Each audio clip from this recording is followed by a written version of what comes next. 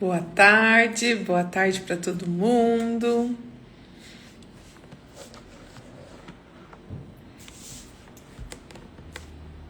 A Thaís já entrou. Ai, a Fábia entrou também, maravilhosa. Ótimo. Oi, tudo bom? Olá. Tudo bem? E você, Charlene? Graças a Deus, tudo bem. Tá me ouvindo direitinho? Tá Estou ouvindo tranquilo? bem. Tranquilo. Ah, ótimo. Então vamos começar a nossa live aguardada por um assunto importante. Hoje estou aqui, a Fabiola. Ah, linda! A Fabiola, nossa, ela podia dar um testemunho, menina. Ela teve, acho que todos os problemas de amamentação, tadinha, e conseguiu, e foi firme, maravilhosa. Tem gente que é Maravilhosa. sorteado, né? Não adianta. É, exatamente. Mas ela fez. Um dia a gente chama ela para uma live mesmo, porque ela é incrível. Então hoje a gente vai falar, meu bebê não pega o peito, o que fazer? Esse assunto que é um pouco desesperador, dói um pouco na gente quando a gente pensa sobre isso. A gente fica com as emoções muito à flor da pele quando a gente. Super top, ó, maravilhosa. A gente fica com as emoções à flor da pele quando tá puérpera. Aí a gente vem com uma dificuldade de amamentação e parece que o mundo cai, né? Realmente. Mas vou tranquilizar todo mundo, porque isso é muito comum, muito mais comum do que parece. A gente também teve problema na amamentação, né? Profissional de saúde, já sabendo, já sofremos muito, mas a gente sabe que tem solução, a gente sabe que tem um caminho, que a gente pode prosseguir e ir pegando algumas dicas e entendendo o que está acontecendo e a gente consegue reverter esse quadro, né? É verdade, Charlene, né? Nos consultórios a gente acaba recebendo muitas mães que acabam se sentindo culpadas por não conseguir fazer, né? O bebê pegar o seio, fazer essa amamentação. E, na verdade, não é culpa da mãe. Né? Então, elas pensam assim, o que eu estou fazendo de errado? Por que meu bebê rejeita o peito? Será que meu peito é grande, é pequeno?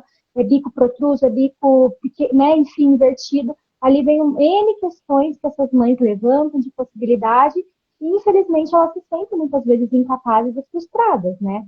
Mas o que a gente precisa dizer é que não é nada disso, não é culpa da mãe. Como a gente falou na live passada, amamentar não é uma coisa instintiva, assim, o menino nasceu, ele vai abocanhar o peito e vai, né, ter sucesso.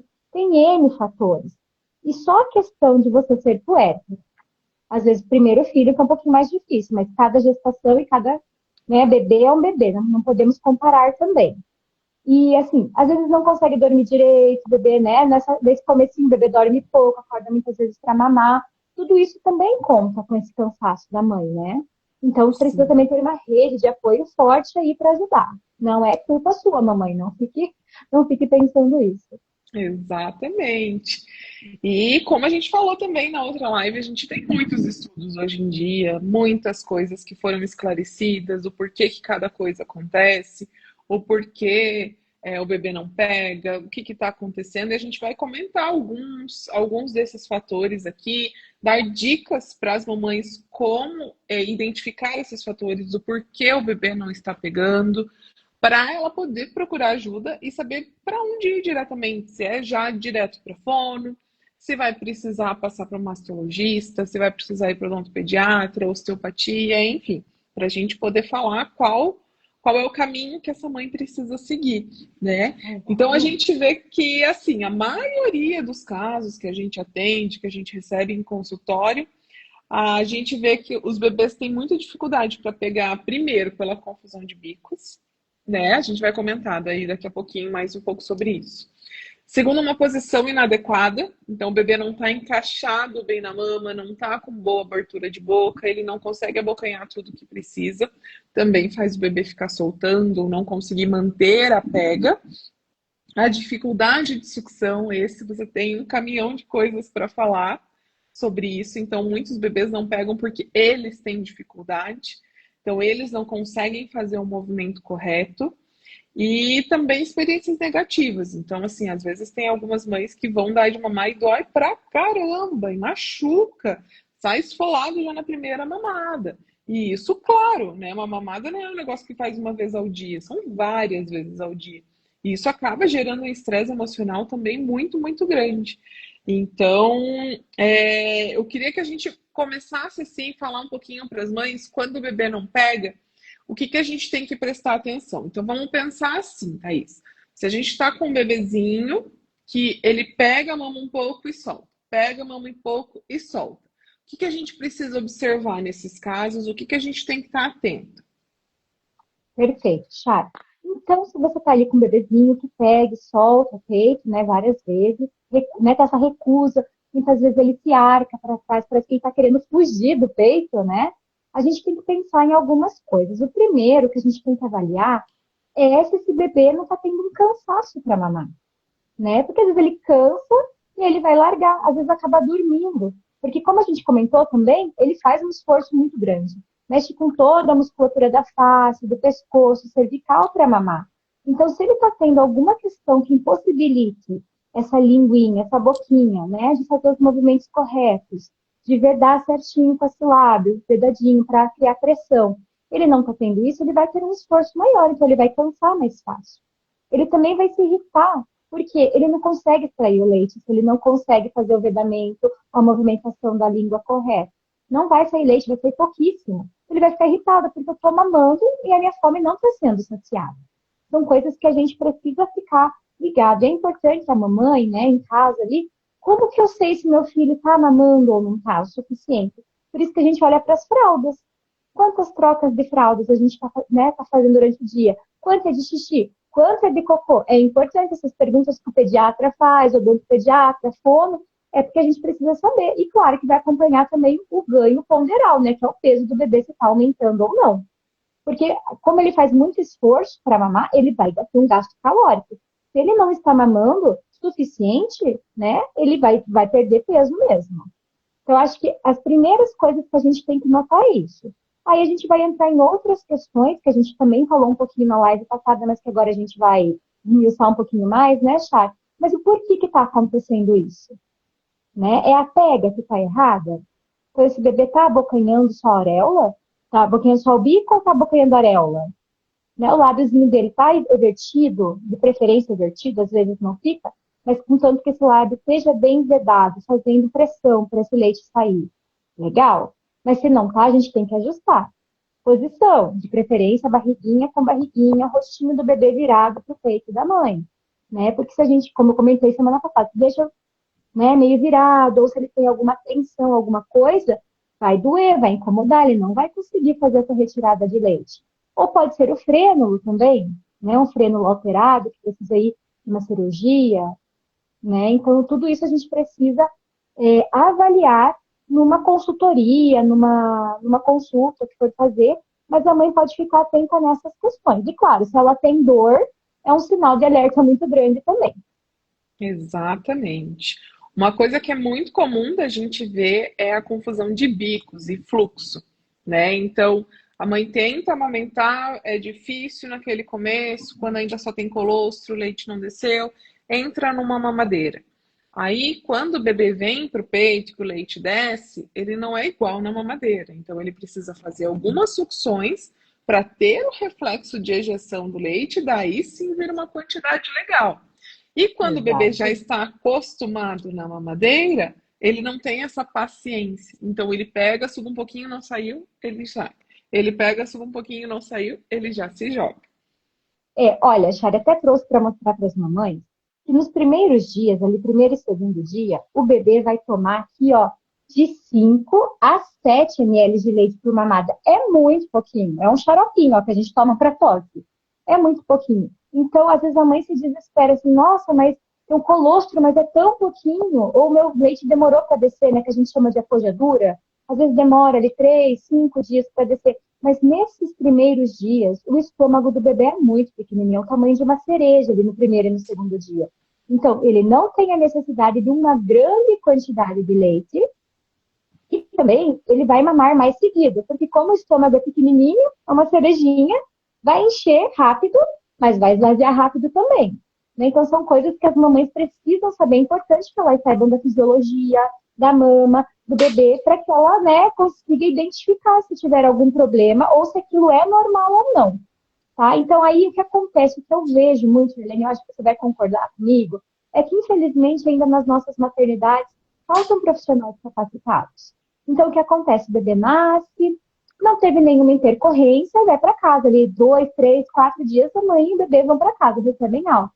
Só que, às vezes, esse bebê não tem reflexo de procura, né? Não abre a boca para mamar, ou não tem o reflexo de sucção, não suga esse peito, e vai para casa mesmo assim. O que acontece? Ah, o bebê não sabe mamar. Ah, o seu leite que é fraco. Vem os mitos que a gente vai trabalhar também lá pra frente, né?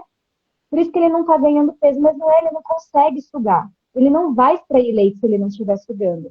Então é importante que a mãe saiba também se esse bebê tá sugando ou não, né? Porque, e se não tiver, procurar ali no hospital, a enfermeira, que, né, que trabalhe com essa questão da amamentação, o banco de leite, ou mesmo a fonoaudióloga que pode orientar. Principalmente a fonoaudióloga nessa questão da sucção seria ela a responsável, né? O fonoaudiólogo ou a fonoaudióloga.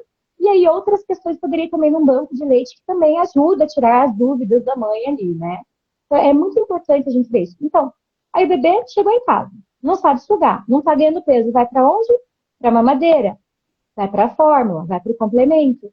E muitas vezes essa criança nem precisava. Era uma questão de trabalhar essa sucção da criança, sabe? E aí tudo começa a degringolar. Porque daí a criança não aprende a sugar quando ela está com reflexo de sucção, demorou um pouco, ela já está na mamadeira, às vezes diminuiu muito a quantidade de leite da mãe, porque não foi estimulada essa mama. Tem a confusão de bico, a confusão de fluxo que entra também. Então, quanto menos recurso a gente colocar nesse primeiro momento, é melhor. Né? A gente só vai indicar mamadeira, copo, colher dosadora, chupeta e bico intermediário para aquelas mães que realmente precisam. Geralmente, quem faz essa indicação é o fonoaudiólogo. Perfeito, perfeito. E também a gente tem bastante os casos das mães que não querem amamentar, né? Que falam, não, eu acho que eu não vou conseguir, eu acho que eu não vou ter leite, ou porque fez uma mastopexia, ou porque realmente não é o desejo dela. Então, nesse caso, procurar fono é imprescindível, né? Não é porque o bebê não vai mamar no peito que está condenado de forma alguma. Existem técnicas, existem fórmulas que a gente consegue fazer com que ele desenvolva tudo que ele. Tudo não, mas quase tudo que ele desenvolveria numa amamentação normal, né? Na mamãe. Charlene, exatamente assim. A gente não pode colocar como culpa da mulher nunca nada dessas questões. Porque às vezes a mulher realmente não quer amamentar. E aí você não pode, você não amamentou seu filho, você fez algo de ruim para ele. Não. É uma opção da mulher também. Então, nesse momento, é importante buscar um apoio de um profissional que vai saber indicar melhor mamadeira. Né? Então, assim, uma coisa que eu posso dizer para vocês. Se a mãe está amamentando no peito e precisa se ausentar por alguns momentos, ela tem uma consulta, não vai levar o bebê junto, um copo, por exemplo, seria legal, ou uma colher dosadora, porque é pouco tempo, é uma coisa rápida. Agora, se essa criança não está no peito ou precisa de complemento, a gente já vai indicar uma mamadeira. Por quê? No copo, eu não faço sucção. Na colher dosadora, eu não faço sucção. E o bebê precisa treinar essa sucção. Então, se eu não estou no peito, né, ou estou em ali aleitamento misto, seria melhor uma mamadeira, porque ele vai treinar a sucção para treinar toda essa musculatura aqui. É diferente, tá? Do peito e da mamadeira. No peito, a criança faz muito mais esforço, mexe muito mais músculo. Mas é importante ter uma mamadeira correta para cada fase de vida, tem que ir trocando o bico, enfim, né? Para que essa criança possa usar o maior potencial dela da sucção também. Exatamente. E vamos falar sobre mamilos agora. Existe algum tipo de mamilo que impossibilita a amamentação? Olha, impossibilitar não impossibilita. Mas mães que têm o bico invertido, em alguns casos, têm maior dificuldade mesmo para esse bebê abocanhar, né? Mas a gente tem que pensar que o bebê não vai pegar o bico, ele vai pegar a areola. Só que o que acontece? Quando eu tenho um bico que é invertido, que é aquele biquinho para dentro, não é protuso, ó, entrou aqui a boquinha do neném. Ele não vai ter a sensação desse bico, que geralmente ele bate lá no céu da boca, lá atrás. Isso ajuda a estimular o reflexo de sucção. Então, talvez a gente tenha uma maior dificuldade aí. Nesses casos, é importante a gente avaliar se deveria entrar ou não com um bico intermediário de silicone. Em alguns casos, a gente entra no começo, até esse bebê, né, conseguir desenvolver bem essa sucção e depois a gente vai fazendo a retirada. Como eu falei semana passada, esses são recursos terapêuticos, a gente não é para usar para sempre. São recursos que a gente utiliza por um momento específico para ajudar, para facilitar. Né? Então, mas assim, como eu falei, tem que ser avaliado porque cada caso é um caso. Né? O bico protruso, às vezes também, o bico é muito lá para trás, é um bico muito grande, o bebê acaba até se afogando, principalmente se a mãe tiver muita produção de leite. Então, ele não dá conta de engolir aquela quantidade enorme de leite com aquele bico lá atrás, né? Então, tudo isso precisa ser avaliado. Mas, assim, os casos de realmente impedimento de amamentação são mais relacionados a casos de saúde. Mães que têm doenças que podem passar através do aleitamento materno ou que estão tomando algum remédio que, né, não pode, que é contraindicado durante a amamentação, porque pode passar para o bebê. Então, nesses casos, a gente não vai nem fazer a retirada do leite para dar para a criança em outro dispositivo, né? Mas, no geral, as mães que estão bem de saúde é realmente o manejo da amamentação que a gente faz para conseguir. Sim, para mães que têm o bico plano, que ou tem o bico invertido, eu gosto muito de falar para elas usarem a bombinha ou o Let Assist antes, que o Let é uma bombinha também que você suga, traz um pouquinho o mamilo para fora, se tira ele e bota o bebezinho. A bomba vai fazer a mesma coisa, aquela forcinha de sucção, vai trazer o mamilo um pouquinho para fora, tira e já coloca o bebê. Então, essa é uma dica que eu sempre dou para as mães que têm esse tipo de mamilo que não é favorável, mas é possível, para no começo a coisa começar a andar. Né? Depois o bebê vai conseguir mamar de qualquer forma.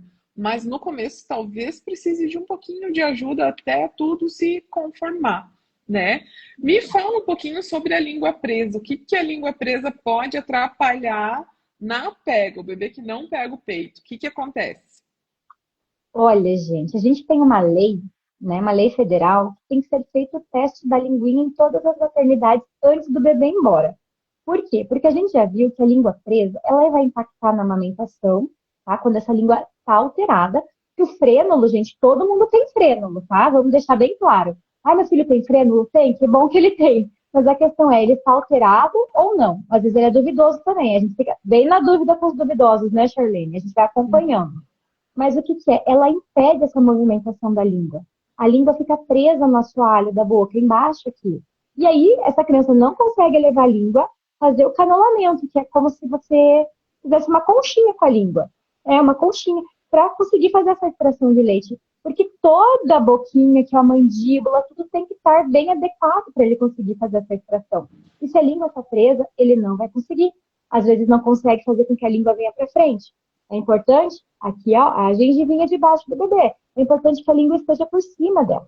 Porque se tiver aqui para trás, porque o frênulo tá impossibilitando ele de se mexer, a gengiva vai machucar a mãe. Não tem dente, né? Se tivesse dente ia ser pior. Mas mesmo assim, machuca, chata o bico, às vezes fica com aquela sensação de passado, né? Forma ferida, enfim.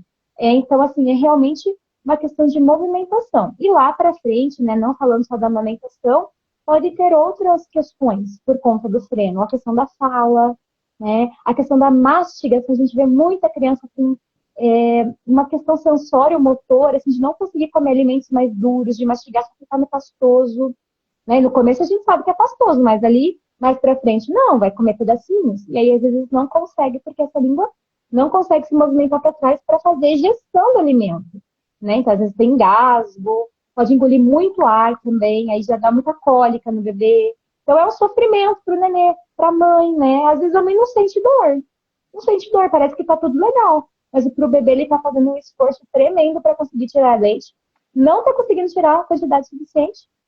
E tá, às vezes ele fica, né, bebê emagrecido e quase não chora. Tem bebê que acaba se acostumando com aquele fluxo pequeno. Mas aí na hora da balança, a gente vai ver que o negócio não tá legal. Mas uma coisa que eu gostaria de deixar bem claro para as mães é que só o peso do bebê, ele não vai me dizer se esse frênulo está alterado ou não. Assim, meu filho não está ganhando peso, será que é o frênulo? Não sei, precisa de avaliação, porque o peso não é o único parâmetro que a gente utiliza, né? Então precisa realmente fazer a avaliação, aí vai passar por odontopediatra para ver qual é o melhor tipo de cirurgia, né? Quando essa cirurgia vai ser feita. Então, realmente é na base da avaliação. Então, aqui, ó, na carteirinha do meu filho, veio que o teste da língua foi alterado ou duvidoso, a gente precisa sempre ficar atento. Mas se veio normal, também. Por quê? Porque o bebê nasce muito pequenininho. E às vezes o frênulo não dá para ver super bem esse frênulo, né? Então, principalmente crianças que nascem antes de 40 semanas, mesmo que não nasça prematuro. Ali com 37, 38 semanas, a gente tem que refazer o teste mais para frente até completar umas 40 semanas, para a gente ter ideia, né, de se esse frênulo está realmente legal ou não. Então, é Sim. importante os pais sempre estarem atentos a essas questões.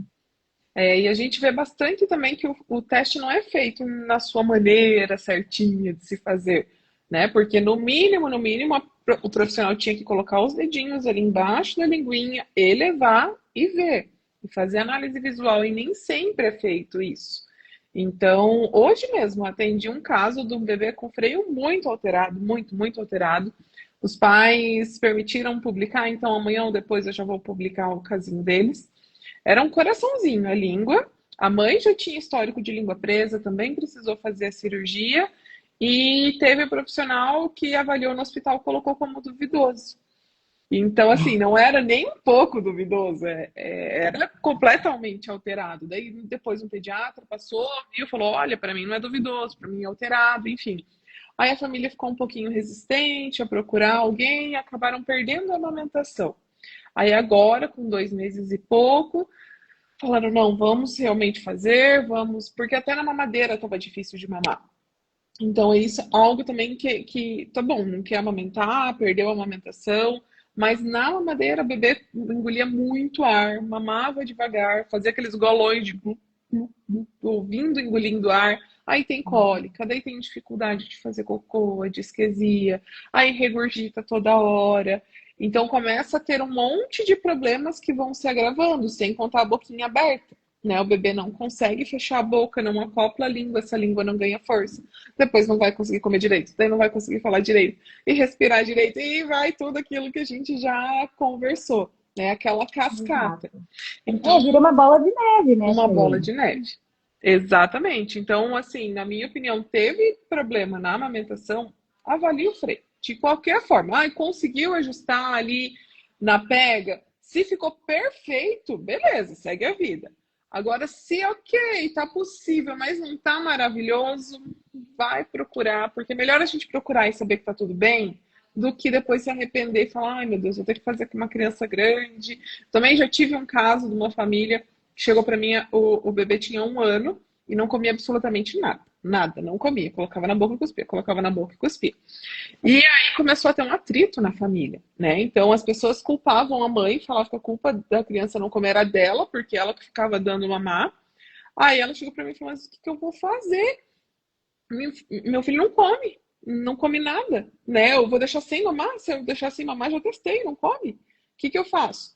Aí fui conversando, enfim, vamos vendo, e mamava super bem, né? Tinha engolia ar, fazia estalo, tudo, mas ganhava peso. Nunca ninguém desconfiou. A gente foi ver, era uma baita de uma linguinha presa, a língua já estava super, super molinha, assim, muito flácida, né? Então ela precisava ganhar força. Então fizemos o trabalho com forno, fizemos a frenectomia.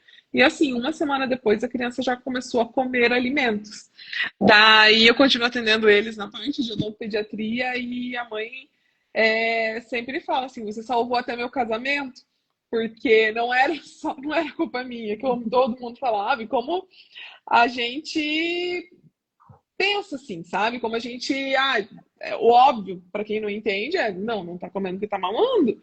Mas não é só tirar o mamar que a criança vai comer, né? Então, é isso que a gente precisa, né? Então, isso que a gente precisa prestar atenção e entender. Tem alguma coisa que não tá legal? Não, vamos procurar ajuda, vamos procurar, vamos investigar, porque também tem certos casos que tem a língua alterada e não tem nada, absolutamente nada afetando. Então, tá comendo bem, tá fazendo as movimentações. Assim, uma hora vai chegar, uma hora a conta vem. Mas eu não sou Sim. louca também de indicar uma cirurgia com o bebê mamando super bem, dormindo bem, não tá engolindo ar, tá tudo perfeito. Eu não vou falar, meu, vamos arranjar um problema para essa criança. Eu sempre falo, papai e mamãe, temos um freio alterado. Um momento a gente vai precisar mexer. Por enquanto ainda não. Vamos acompanhando, né? Exatamente, Arlene. Tem, assim, principalmente os duvidosos, né? Quando é alterado, a gente sabe que é alterado e pronto. Agora, quando são os duvidosos, num primeiro momento, dependendo do impacto que está tendo, né? A gente não vai mexer mesmo. Não tem para quê. Mas talvez lá para frente a gente perceba que alguma ou outra função ali, respiração, mastigação, fala, não está adequada e talvez precise. Tem pessoas, como a gente comentou na live passada, que às vezes quando adulto vai fazer por quê? Não consegue beijar. E é uma parte importante da nossa vida também.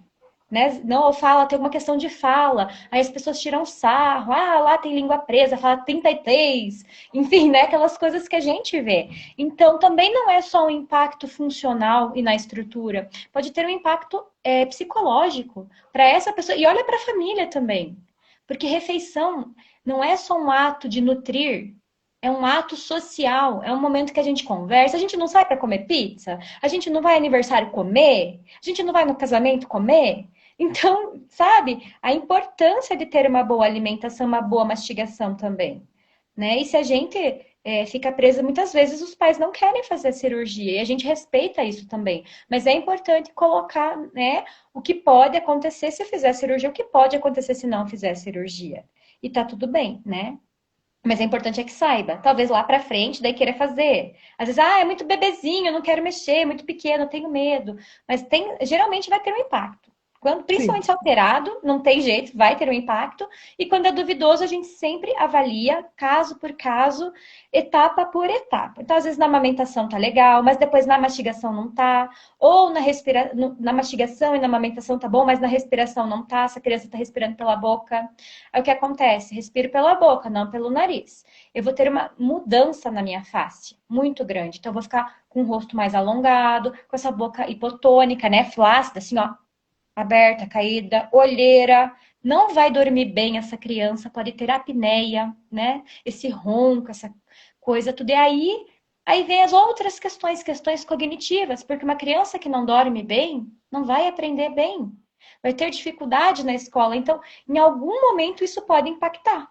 De formas que às vezes a gente nem imagina que pode, né? Exatamente, exatamente. E outra coisa que eu vejo que é a menos falada sobre impacto de bebê não conseguir pegar, ou até pega na mão, faz uma bocona e daí vai escorregando, são as tensões musculares, né? E isso é um assunto assim que eu vejo que não é de domínio público, né? Não é todo mundo que entende, não é todo mundo que vê.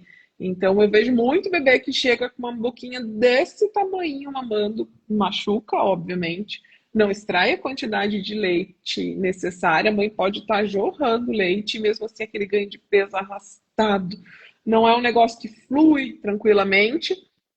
Aí você vai ver a boquinha, a linguinha tá super rebaixada, até puxadinha mais para trás, como se tivesse tensionada mesmo.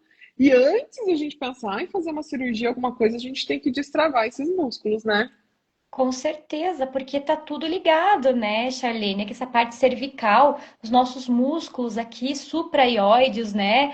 E, enfim, infraioides, que tem aqui o nosso ossinho, que é o ióide, tem vários músculos ligados aqui. E quando eu engulo ou mexo a minha língua, eleva, né? A laringe, ela eleva esse ossinho.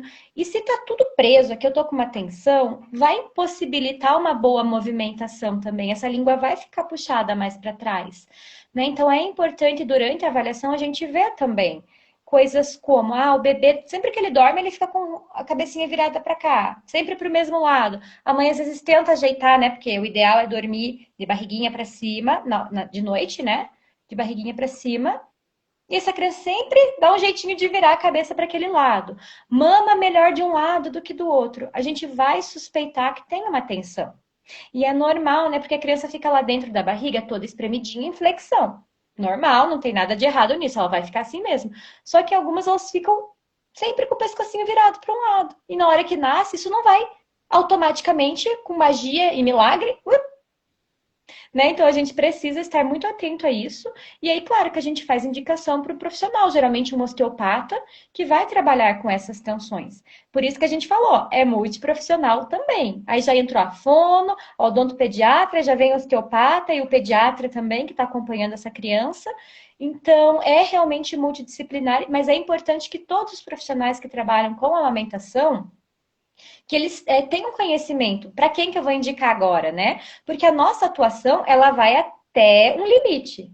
A partir daquele limite tem que ser um outro profissional, porque eu não posso fazer o trabalho de outro profissional, né? Fazer a atuação dele. Então, eu como fono, eu avalio, reabilito, então eu vou dar mais tônus para essa linguinha. Mas aí eu vi que precisa, ó, o frênulo está alterado, eu vou encaminhar para quem? Para quem pode fazer uma cirurgia de frênulo, um odontopediatra, que vai ver qual a melhor cirurgia que pode ser feita.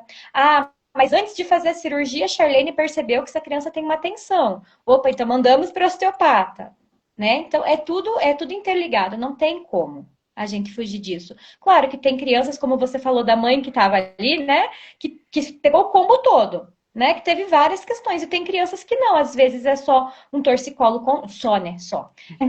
Um torcicolo congênito, uma tensão, ou é o frênulo, ou é uma disfunção oral. Por isso que tem que sempre avaliar certinho mesmo. Procurar ajuda. Quando o negócio não tá legal, não tá fluindo, e a gente já falou de alguns sinais, né, que você consegue perceber, aí você tem que buscar ajuda mesmo. Porque fazendo Exatamente. tudo igual, né, Charlene, não vai mudar. A Não gente vai ter precisa resultado ajustar diferente. para mudar. E tem que ver o que está impactando e o porquê. Aí a gente consegue realmente ajustar isso. E tornar a vida dessa mãe também melhor, desse bebê. Porque, olha, imagina a mãe sendo culpada porque o bebê não comia.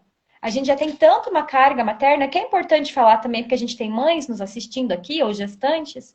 É uma carga materna grande, aí você ainda ser culpada porque seu filho não come. Como se você não tivesse querendo, né, que ele comesse, só fica dando no peito. Mas imagina o desespero dessa mãe, né? Se eu não dou peito, meu filho vai morrer de Sim. fome. Não come, Não tem o que fazer, gente. né? Não tem, não adianta, vai dar o peito, é óbvio. É óbvio. Exatamente. Eu faria a mesma Ah, coisa, dar o peito, né? sim, antes o filho vivo, do que Deus me Sim, livre, internar com uma desidratação, alguma coisa assim, porque eu neguei que eu queria que a criança comesse. Deus o olha, livre. Charlene, é importante, assim, realmente, a gente precisa estar muito ligado nisso, porque tem criança que chega a usar sonda ou ir para uma gastro porque não consegue se alimentar direito.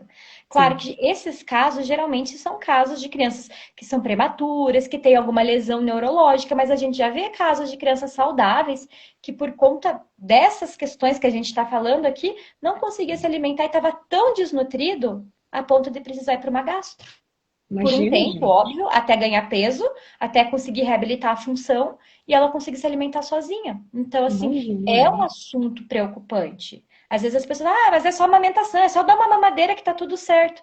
Não, às vezes, como você falou, nem na mamadeira às vezes a criança consegue se alimentar. Né? Então a gente Uhum. precisa dar importância, sim, para esse tema. Isso mesmo. E eu acho muito importante as famílias terem uma mínima noção de tudo, porque assim, quem tem uma visão mais cética, a gente já ouvi de pessoas assim, ai, parece uma máfia, você vai em um, indica o outro, vai em outro, indica o outro, nunca acaba ali os profissionais. Mas é algo muito complexo, é algo muito. Ela envolve muitas áreas, então não vai ter nenhum profissional no mundo que vai fazer um bebê mamar perfeitamente, tendo alteração, tendo tensão, tendo a língua presa, a mãe tendo o mamilo invertido, enfim, tendo um monte de problemas juntos. Um profissional não vai conseguir fazer essa reabilitação. Então é Charlene, multidisciplinar, sim. exato. E assim, como eu falei, eu, como fonoaudióloga, tenho um escopo daquilo que eu posso fazer dentro da minha profissão. Eu não posso fazer cirurgia. Nem tem conhecimento, mas realmente não pode. Fonoaudiólogos não fazem cirurgia. Então, tem um freno alterado, eu não vou passar para um odontopediatra, eu tenho que passar. Claro que cabe à família decidir se vai querer ir, se vai querer fazer cirurgia ou não. Mas eu tenho que mandar essa criança, né? Fazer ali o encaminhamento. Aí tem tensão. Eu, como fonoaudióloga, não vou resolver tensão aqui no pescocinho ou no resto do corpo. Eu posso resolver tensão aqui na boca, que é a minha área, né? No rostinho, aqui na bochechinha, isso eu consigo trabalhar. Fugiu disso eu não posso, tá fora do meu escopo. Eu não posso fazer o que outro que é a atuação de outro profissional. Senão eu vou estar sendo antiética e irresponsável. Né? Então é importante que as Até famílias entendam isso, que a não é gente uma não máfia, estudou não. isso. É, e a gente não estudou essa parte. Então, por mais que a gente sabe mais ou menos o movimento, assim, eu como dentista, faço cirurgia. Por mais que eu sei mais ou menos os movimentos que a língua tem que fazer, eu não sei avaliar certinho se essa língua está fazendo com o tônus, com a força, com tudo que vocês avaliam. Então, eu sei que essa língua precisa subir. Agora, qual o exercício melhor para aquele caso? Não é uma receita de bolo que você passa para todo mundo, né? Exatamente. Então, a gente precisa da ajuda de conhecimentos complementares. E quando a gente entende o motivo do porquê que o bebê realmente não está mamando, não está pegando no peito, a gente consegue corrigir, né? Se for a posição, se é o estímulo, se é como está chegando esse bebê, enfim. E quando a gente vai no problema certo, o bebê começa a responder. E é tão lindo, e é tão bom ver essa amamentação fluindo, a família relaxando, todo mundo ficando mais tranquilo, né? É como se você tirasse um peso das costas dessa família, né? Porque às vezes a gente vê muitas mães que realmente têm o sonho de amamentar. E aí chega, ela tem toda essa dificuldade. Muitas acabam assim, a vontade é grande de desistir, mas elas não desistem porque elas sabem também do benefício. Só que você amamentar com dor, seu filho não ganhar peso, seu filho chorar, ficar irritado no peito, tudo isso também mexe com o psicológico. No momento que a gente já tá com o psicológico né, abalado. Os hormônios estão lá no pé, você passou por um parto, né? O puerpério tá ali, você não dorme direito, às vezes você não consegue comer, tomar um banho, enfim, N coisas. Então, o trabalho também é deixar a vida dessa família mais leve, né? E claro que se a família Exatamente. optar também por uma amamentação mista ou por dar a fórmula, também vai ser feito melhor para essa família e para esse bebê, né? Não, não quer dizer que não vai ser. A gente pode, que a gente já falou, pode indicar uma mamadeira mais adequada, ver se por acaso essa criança não está engolindo muito ar mesmo com a mamadeira, né? Porque tadinho do bebê, né? Já sofre com a disquesia, que é normal mesmo, ainda com cólica, aí a família fica bem desesperada com aquela criança chorando, e geralmente é de madrugada, né? Ai, O sim. choro. É desesperador. Só Desesperador. vivendo. Só Exato. vivendo para saber o que, que é aquilo.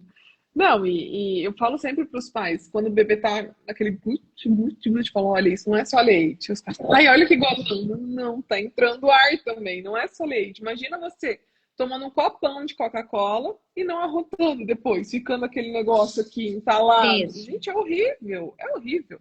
Então você precisa tirar aquele ar que está no teu estômago, que daí alivia e você fica muito melhor. E o bebê também. Então, quando o bebê faz esses golões audíveis, a gente sabe que tem ar entrando e ele vai se incomodar. Seja logo depois da mamada ou depois de algum tempo. Para sair por cima ou por baixo, o ar vai sair. Mas vai Precisa dar sair. trabalho.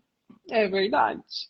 É verdade. Então, com a orientação correta, com profissionais corretos, que saibam, que estudem, porque isso é muito complexo, como a gente vem falando, a gente consegue ter histórias muito lindas, inclusive da Fabíola.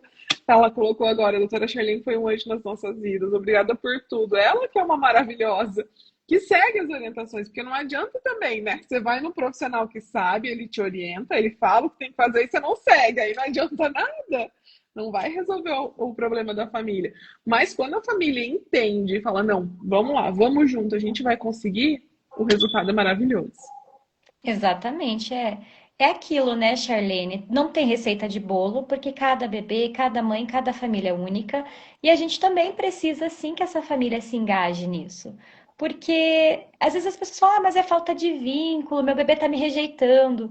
Não é, gente, é porque alguma coisa realmente tá errada, que essa criança não tá conseguindo amamentar, né, mamar. E às vezes, ou é a mãe, né? Ai, tô com dor. E não é, a gente já falou semana passada também, que não deve se ter dor, às vezes um incômodo passageiro ali nas primeiras semanas, porque sim, faz uma pressão. Quando, né, quando o bebê tá amamentando, né, mamando certinho, faz uma pressão. Então pode gerar um leve incômodo, mas dor nunca. A gente tem que estar ciente disso e procurar ajuda quando a coisa não tá dando certo. Porque às vezes a pessoa continua insistindo, insistindo, vai masticando cada vez mais a mama. Aí chega um momento que tá realmente impossível de amamentar. Ela não consegue mais. Ou o bebê tá com freno, ou com uma disfunção oral, ou tem uma aversão, né, sensorial ali na boquinha porque passou por algum procedimento, né? Principalmente os bebês de UTI que ficam com sonda ou entubados, que às vezes tem muita aversão, a gente tem que trabalhar. Né, eu estava vendo um caso ontem na minha pós-graduação e a professora estava contando de um neném que ele ficou muito tempo internado, tinha algum problema gástrico, fez cirurgia, então ele sentiu muita dor nesse período que ele estava na UTI, né? Foi muito manipulado, muita gente mexendo. Foi mamar, ele não, para ele era um terror. Ele não queria que colocasse nada na boquinha dele. Então, assim, cada caso é um caso.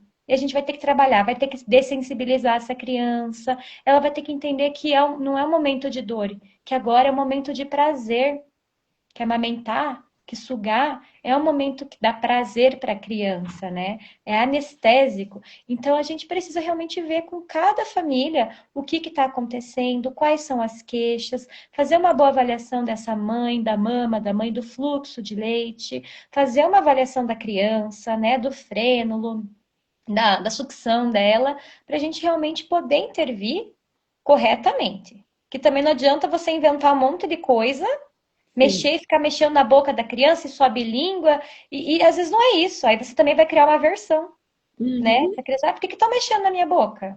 A gente vai Exatamente. mexer naquilo que precisa ser mexido. Só. E só. E Exatamente. se tiver, Thaís, alguma mãe que está passando por dificuldade, o que que ela precisa fazer para falar contigo? Comigo, ó, você pode me mandar no direct a palavra pega, que daí eu mando todas as informações, né? Então eu atendo como consultora de amamentação e sou fonoaudióloga também. Então eu tenho essa expertise, né? Já passei por dificuldades também, né? Na amamentação com meu Maternas? filho, que é prematuro, passou por várias questões também. Então, acho que estou um pouquinho calejada nesse caminho. É uma área que eu amo muito estudar, né? Que eu já falei para vocês o quanto é importante, que a amamentação é o primeiro passo para a alimentação, é a alimentação. Então, a gente tem que sim levar a sério isso, porque, né? Comer não é só nutrir, é, como eu falei, é social, né? Isso aí vai gerando um monte de outras coisas, como a gente falou, já vira uma bola de neve. Então, é importante a gente avaliar o quanto antes. Perfeito, perfeito. E semana que vem a gente vai ter mais a nossa última live da série. O tema vai ser pouco leite ou impressão. Então, eu chuto que todas as mães que amamentam, amamentaram, em algum momento acharam que tinham pouco leite. Como que a Sim. gente pode identificar isso? Se a gente realmente tiver com pouco leite, como reverter? Ou se o problema não é o leite, é a sucção, o que que a gente faz? Então, semana que vem, no mesmo bate-horário, no mesmo bate-local, estaremos aqui com este tema bem, bem, bem importante. E se alguém tiver alguma dúvida, pode mandar pra gente. A gente adora conversar sobre isso. Dá pra ver, né? Senão, se deixar, a gente vai longe.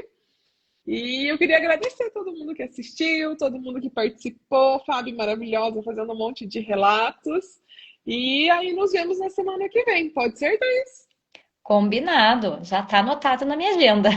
Ah, então perfeito, gente. Então, se você conhecer alguma mãe que está gestante ou está com problema de amamentação, manda essa live, compartilhe esse conteúdo rico, porque é muito, muito importante que as famílias tenham pelo menos uma noção do que está acontecendo, né? Porque deixar só na mão do profissional, se for um profissional excelente, ótimo. Mas vai que não é a área maior de interesse do profissional, vai que não é a área que ele está muito atualizado. Então a gente precisa também tomar as rédeas, a gente tem que se autorresponsabilizar e saber o mínimo do mínimo que a gente precisa para a gente poder oferecer o melhor para o nosso filho. Com certeza, Chay, isso mesmo.